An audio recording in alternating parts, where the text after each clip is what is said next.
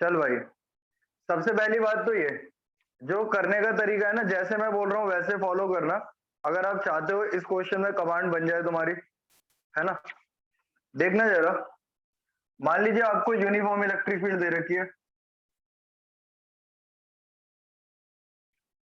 ये रही uniform electric field. थोड़ा सा बच्चों को दिक्कत होती है एंगल वगैरह लेने में, तो आपके साथ भी आएगी थोड़ी सी, पर 2-3 क्वेश्चन के बाद सीख जाओगे। ये मान लो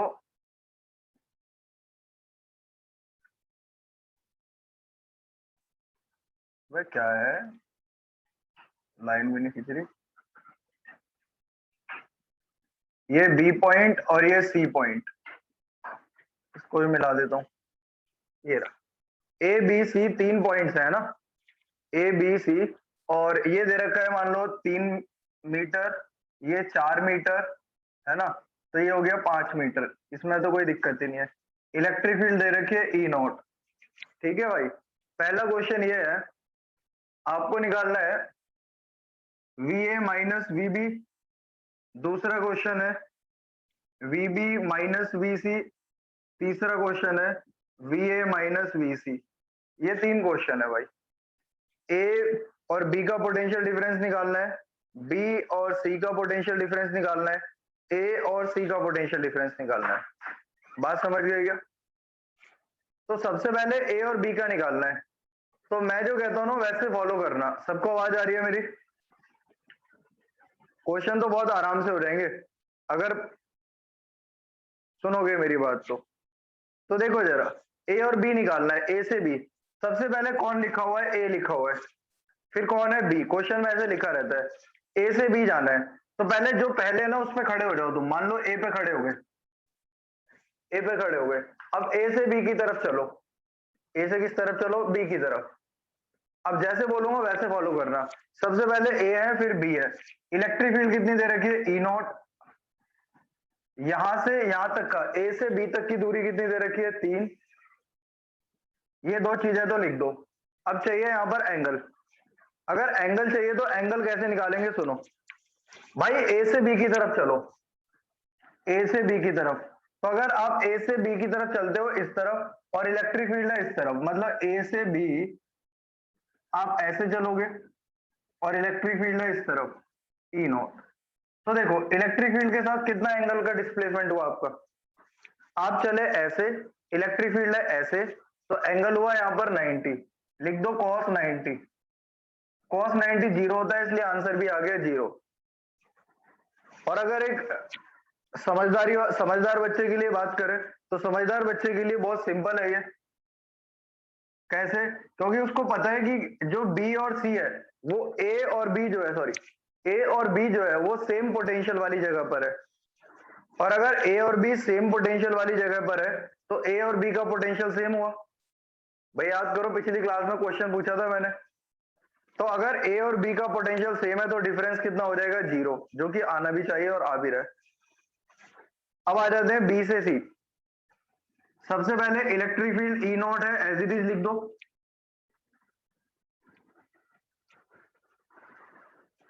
बेटा ये डायग्राम दे रखा है तुम्हें,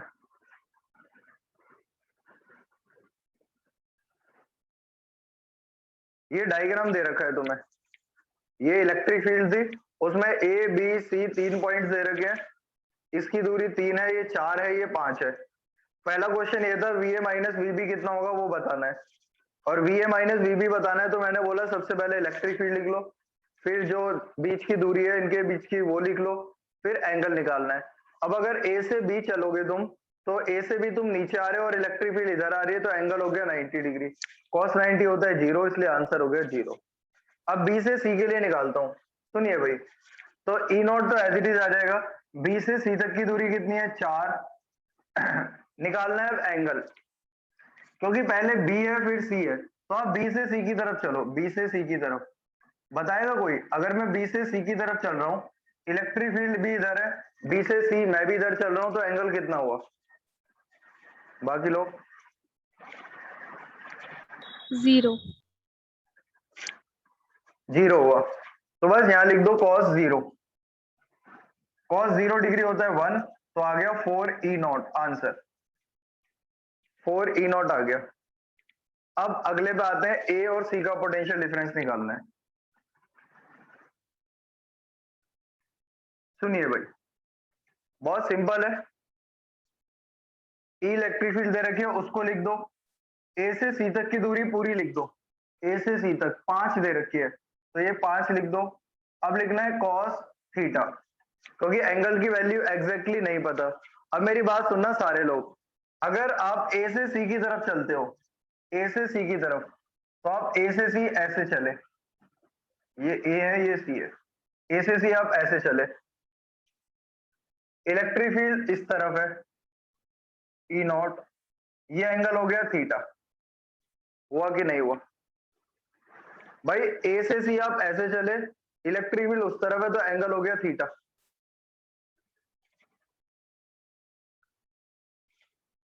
अब देखो, उसी प्रकार से अगर ये ए से सी आप ऐसे जा रहे हो, देख लो सारे, ये ए से सी आप ऐसे जा रहे हो, इलेक्ट्रिक फील्ड इस तरफ है, तो ये एंगल हो गया थीटा।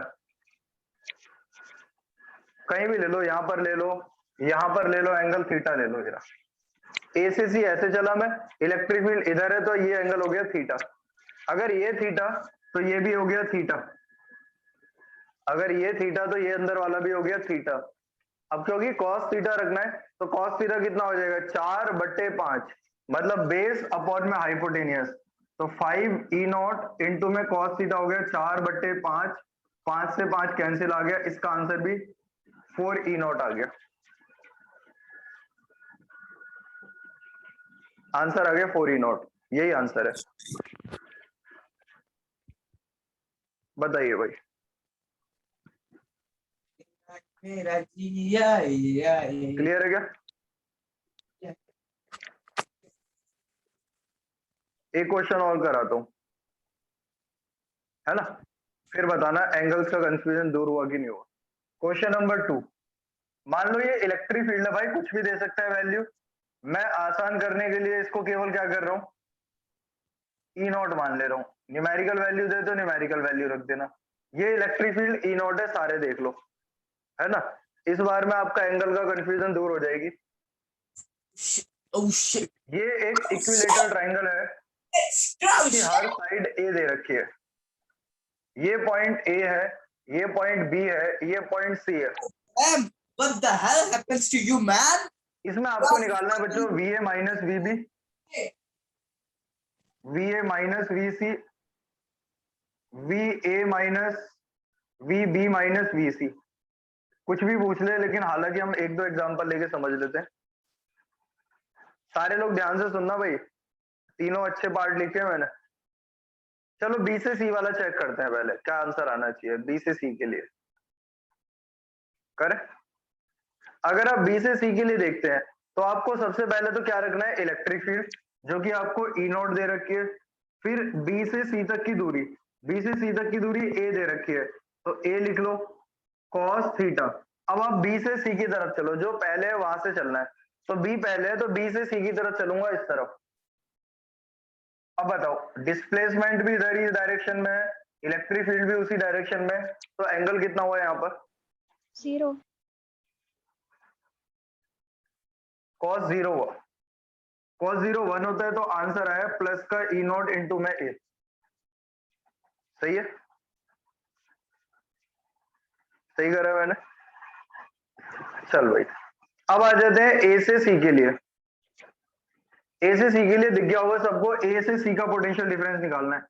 इलेक्ट्रिक फील्ड लिख दो, ए से सी तक की दूरी लिख दो, अब लिखना है एंगल। अब बताओ, कोई बता सकता है एंगल कितना होगा? इक्विलेटरल ट्राइंगल है, एंगल कितना आएगा? 60। लगाओ थोड़ा बहुत दिमाग।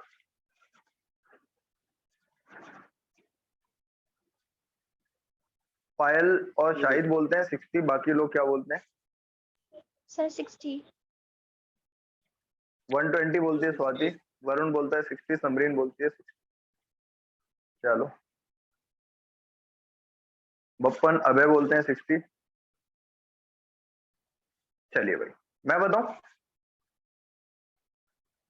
मेरे को आवाज नहीं आ रही भाई, अबे आवाज नहीं आ रही, ला मैं कर दूं ज्वाइन एक बार, आवाज दोबारा कनेक्ट कर।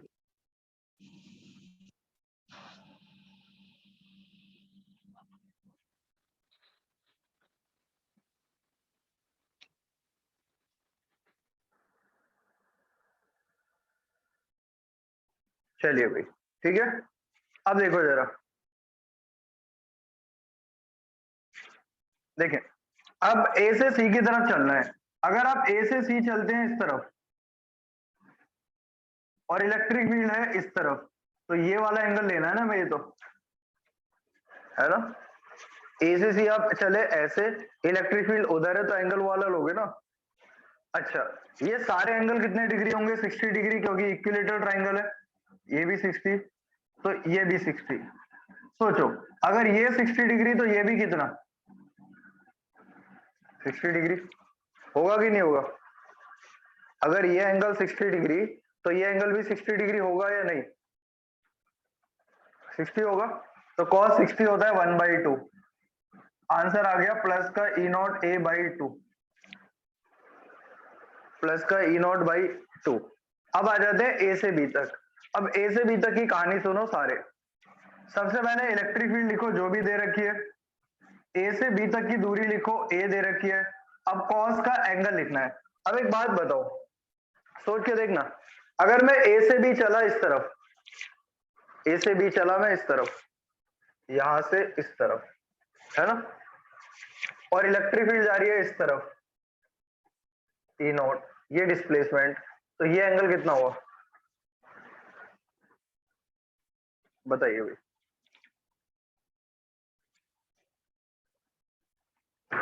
कितना हुआ एंगल?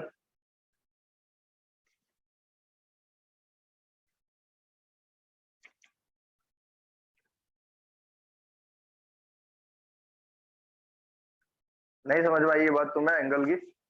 चलो इसका स्क्रीनशॉट लो, यहां बताऊंगा, समझ में आना चाहिए भाई बच्चों को। इसका स्क्रीनशॉट लो, इसका एंगल मैं बताता हूँ कैसे देखोगे।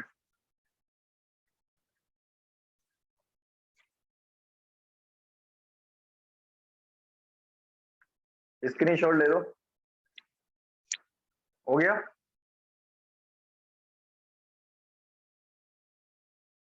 चलो एंगल मैं दिखाता हूँ इसका कैसे लेंगे, देखो बहुत छोटा काम है ये तो। देख भाई ये मेरे पास इलेक्ट्रिक फील्ड जा रही है इस तरफ,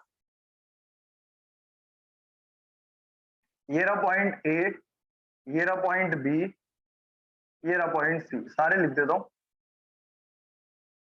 अब ए से बी का लेना है, क्योंकि जो पहले हैं बच्चों हमेशा याद रखना, वहां से डिस्प्लेसमेंट की डायरेक्शन लेना।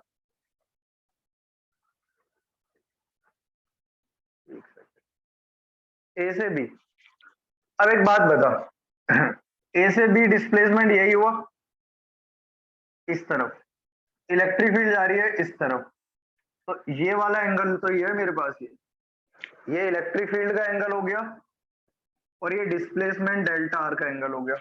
इलेक्ट्रिक फील्ड इधर डिस्प्लेसमेंट इधर, और दोनों के बीच का एंगल ये रहा। ये समझ गए? या फिर डिस्प्लेसमेंट इधर, इलेक्ट्रिक फील्ड इस तरफ जो कि जा रही है ई नॉट, ये वाला एंगल हो गया। अब ये वाला अंदर वाला एंगल है 60 डिग्री, तो ये बाहर वाला कितना रह गया? 180 minus 60 degree.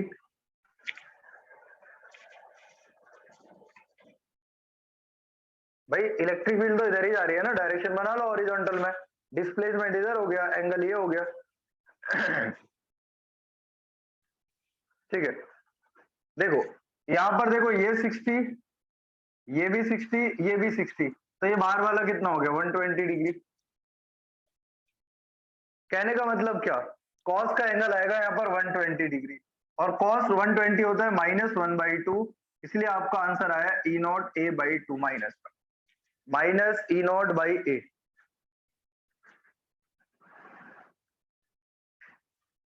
Minus E naught by A, minus E naught by A. समझ गए आप लोग? बताओ एंगल में कोई कंफ्यूजन हुई? बस इलेक्ट्रिक फील्ड और डिस्प्लेसमेंट जिस तरफ हो रहा है उसके बीच का एंगल लेना है। जल्दी बोला करो भाई, आगे भी तो करना है।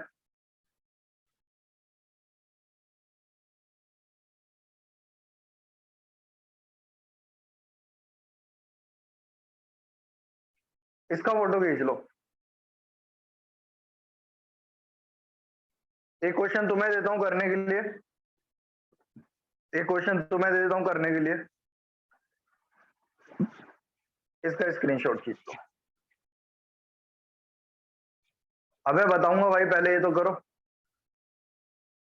जल्दी ही करेंगे।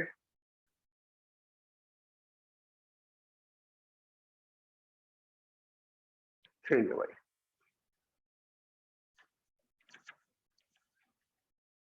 जल्दी ही स्टार्ट करेंगे। सुनिए भाई, अगली बात, एक क्वेश्चन है आपके लिए, आप लोगों को इसका आंसर करना है भी।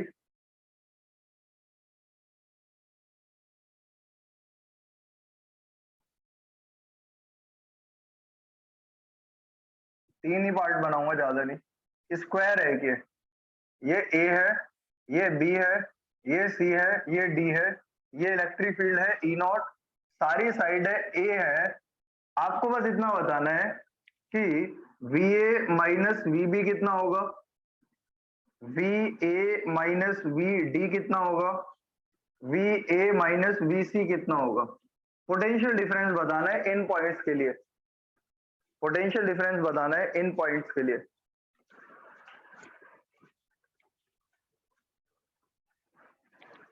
पोटेंशियल डिफरेंस बताना है। चलिए भाई बताएं, सब आंसर निकाल के रखे।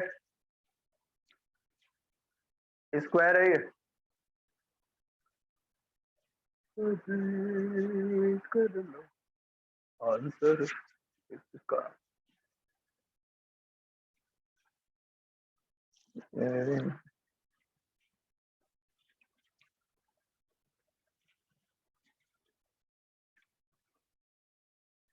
आवाज तो आ रही है ना सबको क्लियर?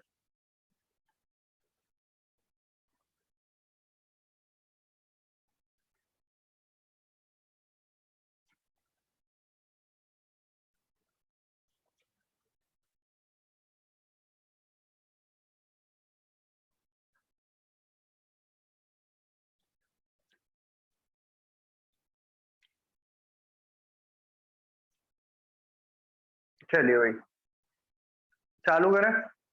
ए से बी, ए से बी, सबसे पहले तो इलेक्ट्रिक फील्ड लिख दो, ई नॉट दे रखी है। ए से बी तक की दूरी लिख दो ए से बी का डिस्प्लेसमेंट लेना है, डायरेक्ट एंगल लेना है। तो ए से बी मतलब ए से चलना है हमें बी की तरफ, ए से बी चले किधर, नीचे, इलेक्ट्रिक फील्ड है उधर, एंगल हो गया 90 डिग्री, cos 90 जीरो, इसलिए आंसर जीरो। ए से डी के लिए देखते हैं, ए से डी के लिए इलेक्ट्रिक फील्ड लिख लो ई नॉट, ए से डी तक की दूरी ए है, एंगल देखते हैं। ए से डी की तरफ चलना है तुम्हें, ए से डी की तरफ, ये देखो ए से डी ऐसे, तो मैं भी इधर चल रहा हूं, इलेक्ट्रिक फील्ड भी इधर है, इसलिए एंगल हो जाएगा 0 डिग्री, आंसर आएगा प्लस का ई नॉट इंटू में ए, प्लस का ई नॉट इंटू में ए।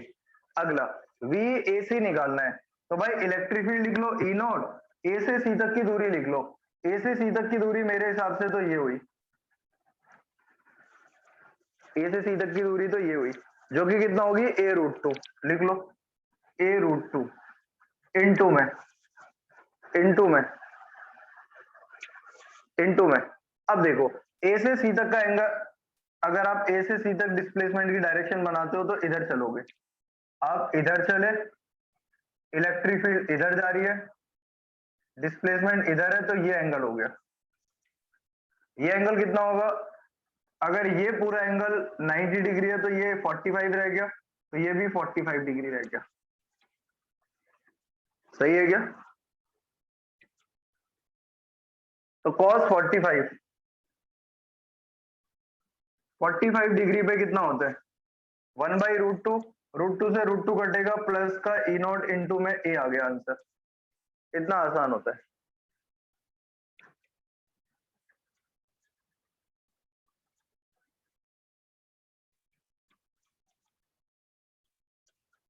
Page number 3। क्या इस तरह के क्वेश्चन कर लोगे 2-3 नंबर में एग्जाम में आता है। प्रीवियस ईयर में दिख जाएगा आपको सबसे पहले वाला क्वेश्चन, सबसे पहले जो कराया था वो प्रीवियस ईयर में आ चुका है, सीबीएसई में ही।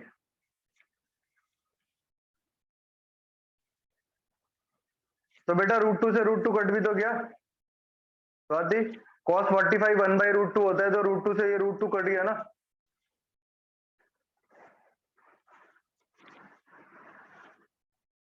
वन मार्क्स का नहीं है, 3 मार्क्स का है मेरे ख्याल से। 3 पार्ट आए तो 3 मार्क्स का है, 2 पार्ट आए तो 2 मार्क्स का होगा, है ना। समझ गए यहां तक की बात। चलो एक चीज पढ़ाता हूं, एक चीज पढ़ाता हूं, ध्यान देना।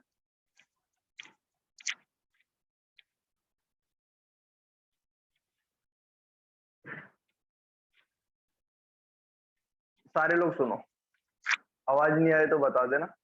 देखो क्या है topic, work to move a charge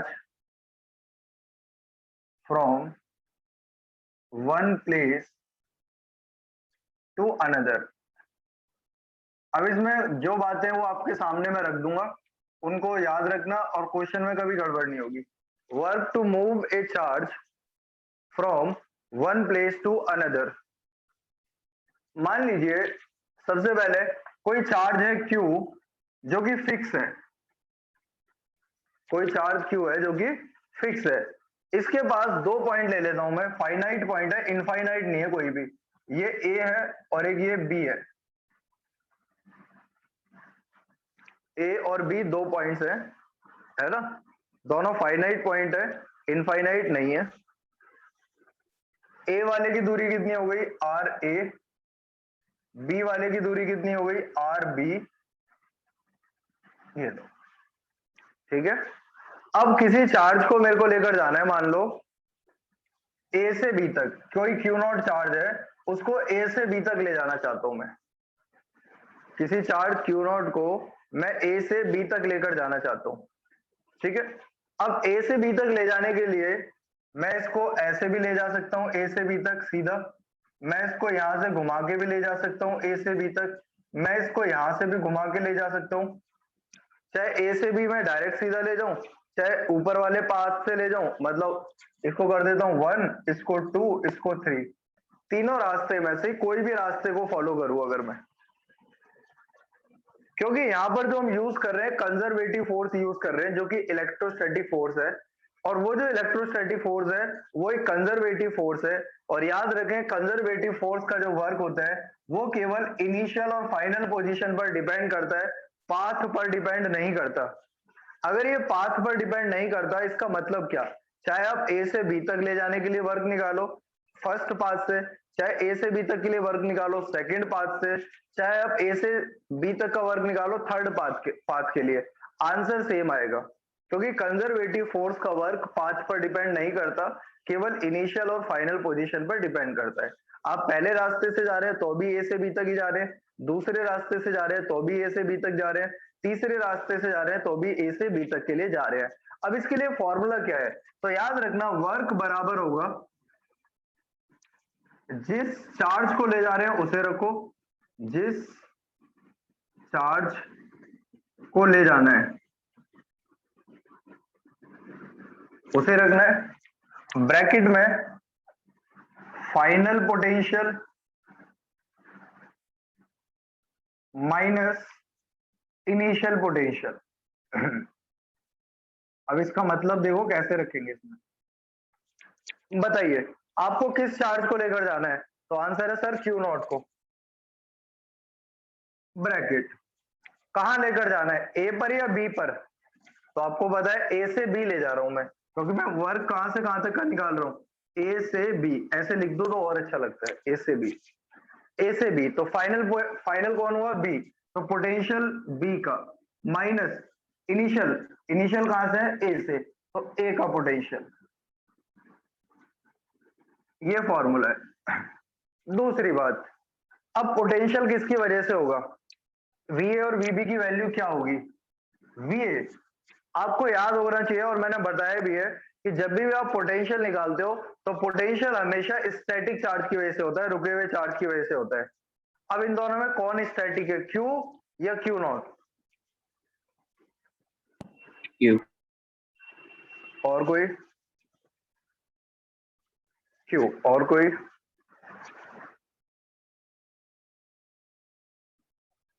Q, ठीक है। चलिए, तो ये बात समझ में आ गई। तो पोटेंशियल हमेशा बेटा उसका लिखना है जो रुका हुआ चार्ज है, जो कि यहाँ पर क्यू है। तो पोटेंशियल एट ए कितना हो जाएगा, Q by 4 pi epsilon naught R A. उसी प्रकार से अगर बी वाले का लिखना है तो पोटेंशियल ऑफ बी हो जाएगा Q by 4 pi epsilon naught R B. सही है। अगली बात, अब इनकी वैल्यू यहां रख देता हूं अगर आप चाहो तो। वीबी कितना हो जाएगा, Q by 4 pi epsilon naught R B minus Q by 4 pi epsilon naught R A. यहां से कैपिटल क्यू और 4 पाई एप्सिलॉन नॉट को बाहर ले आओ तो बचेगा कितना, क्यू नॉट इंटू में Q by 4 pi epsilon not bracket में 1 में आर बी माइनस 1 में आर ए। एक खास बात है यहां पर, ये तो आपको बुकों में लिखा हुआ भी मिल जाएगा फॉर्मूला। खास बात क्या है, चार्ज हमेशा साइन के साथ, चार्ज हमेशा साइन के साथ, चार्ज हमेशा साइन के साथ रखना, इस बात को मत भूलना, चार्ज हमेशा साइन के साथ, चार्ज हमेशा साइन के साथ। एक छोटा सा क्वेश्चन पूछ लेता हूं आपसे और आप मेरे को आंसर बताना। क्वेश्चन ये है, ये चार्ज है Q, उसकी वजह से किसी A पॉइंट का पोटेंशियल है, पोटेंशियल एट A मान लो 5 वोल्ट। एक पॉइंट है B जिसका पोटेंशियल है मान लो 7 वोल्ट। कोई चार्ज है -1 coulomb. Work to move Q naught from A to B, work to move a charge Q naught from A to B, कितना आएगा आंसर,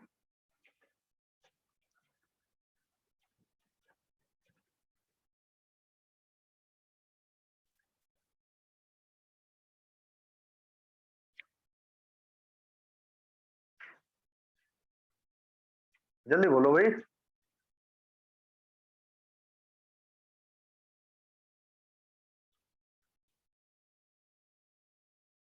अबे देख के बोल यार, माइनस प्लस का तो खेल ही है यहाँ पे सारा। ऑप्शन में अगर आ गया तेरे को दोनों ऑप्शन दे देगा वो। माइनस प्लस का तो खेल है, इसलिए तो ये कर रहा हूं मैं। तो देख आंसर क्या होगा, वर्क बराबर होगा ए से बी तक के लिए ना, जिस चार्ज को ले जाना है उसको बाहर लिख दो। किसको ले जाना है, -1 को, तो -1 आ गया यहाँ पर ब्रैकेट में, फाइनल का पोटेंशियल माइनस इनिशियल पोजीशन का पोटेंशियल। फाइनली बी पर ले जा रहे हैं और बी का पोटेंशियल 7 दे रखा है प्लस का, तो 7 लिख दिया, -5, 7 में से 5 गया 2, तो -2 जूल आंसर आ गया, -2 जूल। समझ गए क्या। अब ये जो क्वेश्चन था, ये क्वेश्चन में तो आप लोगों को पोटेंशियल की वैल्यू दे रखी थी पहले ही। अब जैसे एक एनसीईआरटी के एडिशनल में क्वेश्चन दे रखा है, उस तरह का एक क्वेश्चन बनाता हूँ, और उससे पहले एक क्वेश्चन और करा देता हूँ, फिर कराता हूँ वो। पेज नंबर 3 ना, स्क्रीनशॉट ले लो। तो वर्क की ये बात याद रखना, सर ने ये बताया है कि जब भी वर्क निकालना है, जिस चार्ज को ले जाना है उसको बाहर लिख दो, ब्रैकेट में final potential minus initial, final minus initial. Potential हमेशा उसकी वजह से होगा जो रेस्ट पर है, पोटेंशियल हमेशा उसकी वजह से होगा जो रेस्ट पर है। क्लियर है क्या। चलिए देखते हैं कौन कितना याद है सबको।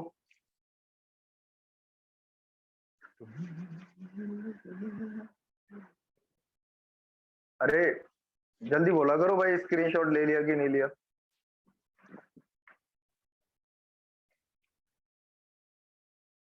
सर ले लिया। चलिए अब सुनो भाई, एक क्वेश्चन है 1 नंबर का, 1 नंबर का क्वेश्चन है, तो आंसर देखना क्या होगा इसका, बता देना जल्दी से।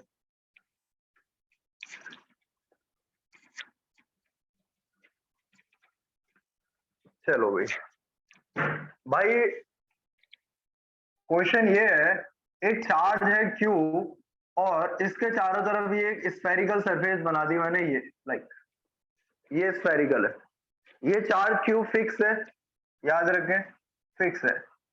एक दूसरा चार्ज है Q नॉट जो यहाँ रखा है इसकी सरफेस पर। इस Q नॉट को पहले मैं A पॉइंट से लेकर जाता हूं B तक, फिर B से लेकर जाता हूं C तक, A से B और B से C। Calculate work to move Q naught from A to C via point B। B point से होते हुए Q नॉट को A से C तक ले गए। कितना कार्य किया गया? रेडियस इसकी R मान लेना, स्फीयर की रेडियस कितनी मान लेना? R, है ना, कुछ नहीं दिया था R मान लेते हैं। चलिए भाई आंसर बताएं। पहले A से ले गए B, फिर B से ले गए C, तो कुल कितना वर्क हुआ?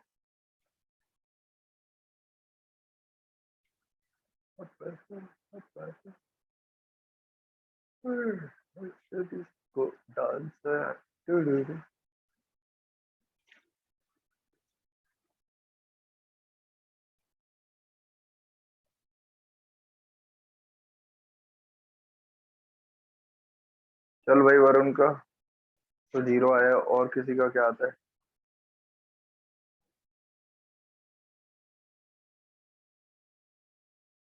स्वाति, अंशिता का भी 0 आया। अच्छा, संभव का भी 0 आया है। साला सबका एक जैसा क्यों आता है आंसर? कुछ अलग करो ना। -1, ये हुई समरीन बात। गुड।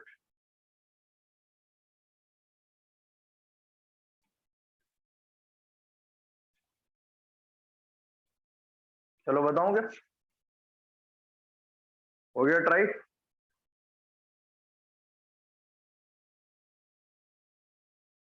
चलो भाई, सर ने बताया था कि भाई जब भी कहीं भी पॉइंट से ले जाओ तो हमेशा याद रखना है कि जो वर्क होगा वो इनिशियल और फाइनल पर डिपेंड करेगा, पाथ पर डिपेंड नहीं करेगा।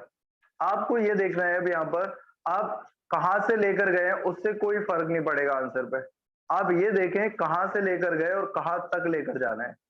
तो इस क्वेश्चन के हिसाब से हमें जो आंसर करना चाहिए ए से सी तक के लिए, सबसे पहले उस चार्ज को लिख दो जिसको ले जाना है, क्योंकि क्यू नॉट को ले जाना है। क्यू नॉट को लिख दो बाहर, फिर आप ये लिखें कि कहां पर ले जाना है। आप कहां से लेकर जा रहे हैं इससे कोई फर्क नहीं पड़ेगा, पाथ पर इंडिपेंडेंट है वर्क। सी पर लेकर जाना है तो पोटेंशियल एट सी माइनस कहां से लेकर जा रहे हैं? ए से, पोटेंशियल ऑफ ए। अब बात आती है सर पोटेंशियल किसका रखें? तो भाई पोटेंशियल हमेशा रखना है स्टैटिक चार्ज की वजह से। अब यहाँ पर स्टैटिक चार्ज कौन है? Q। तो Q की वजह से C पर पोटेंशियल लिखो जो कि आएगा Q by 4 pi epsilon not, और दूरी है R, सेंटर से C की दूरी, माइनस A का पोटेंशियल तो Q by 4 pi epsilon not, centre से A की दूरी भी R है, और ये सेम हो गया, इसलिए यहां पर बचा आंसर 0। इसलिए यहां पर आंसर बचा 0। समझ में आया कुछ?